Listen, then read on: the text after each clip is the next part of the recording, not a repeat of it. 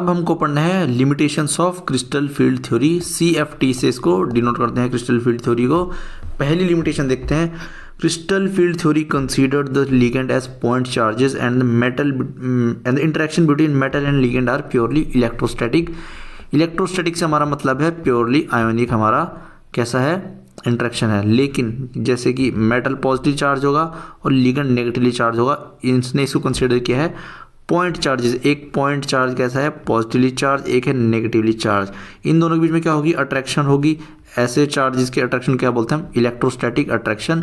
इसने जो है कोवेलेंट को नहीं माना, कोवेलेंट नेचर का नहीं माना कि मेटल और लिगेंड के बीच में कैसा अट्रैक्शन है, सिर्फ आयोनिक है। कोवेलेंट को पूरी तरीके से इसने नेगलेक्ट कर दिया था अपनी थ्योरी में, ये इसका पहला ड्रॉबैक है CFT का। दूसरा है It follows that anionic ligand should exert the greatest splitting effect. However, the anionic ligand actually are found at the low end of spectrochemical series. जब ये कह रहा है CFT के हिसाब से जब मेटल है हमारे पास और जो लिगेंड है, लिगेंड जब मेटल के पास आता है तो मेटल के d ऑर्बिटल्स क्या करते हैं स्प्लिट करते हैं, किसमें Eg में और T2G में। तो जितना ज़्यादा स्ट्रॉन्ग लिगेंड होता है वो उतनी ज़्यादा हमारे पास स्प्लिटिंग कराता है, ये तो हमको पता ही है। डेल्टा हमारी उतनी ज़्यादा होगी जितना ज़्यादा स्ट्रॉन्ग फील्ड लिगेंड होगा।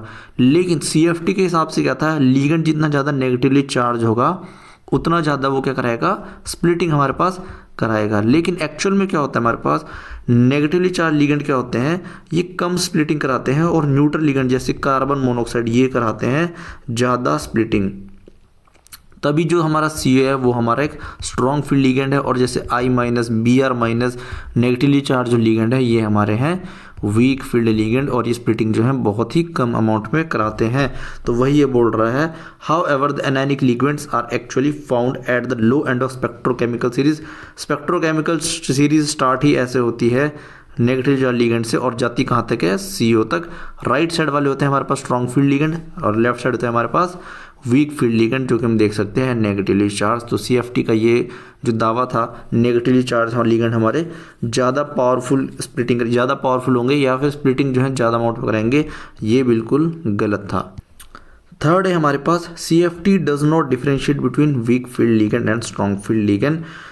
वीक फील्ड लिगेंड अगर हम देखें I माइनस और CO कार्बोनिल या फिर PR3 या फिर PPH3 कुछ भी ले सकते हैं।